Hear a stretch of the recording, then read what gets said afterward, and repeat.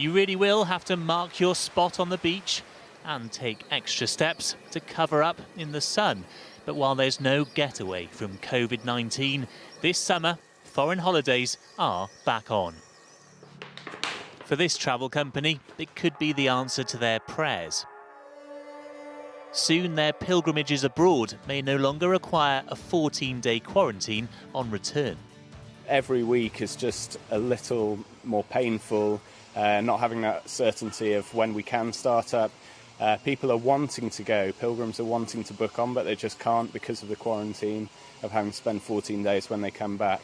I'm sure if that was taken away, we'd see loads of bookings coming in. The travel ban will be lifted on July the 6th, allowing non-essential trips, with a traffic light system colour-coding countries according to their risk. Red means you still have to quarantine when you return, amber and green mean you don't.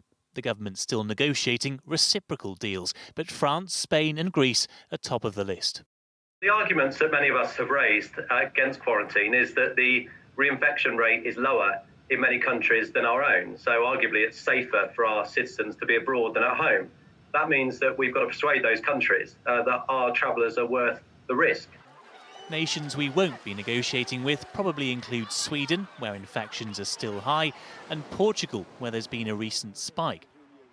While Nicola's waiting to see if Croatia makes the list when it's published next week, having booked a villa last year for her auntie's 60th. We were first of all booked with EasyJet, who cancelled the flight, and then we decided to take a little bit of probably a gamble, and we've booked a BA flight just mainly with the hope that they do end up putting Croatia on the list.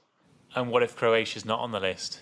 Then we have a problem. I think then we'll have to decide what we do from there. I mean, I don't know if that means that BA would cancel the flight and therefore we wouldn't be able to go anyway, or then you have to make a decision whether you want to come back and quarantine yourself. I don't really know yet. We're just hoping that doesn't happen. But after months of being told to stay at home, this summer some of us may be able to go as far as we like.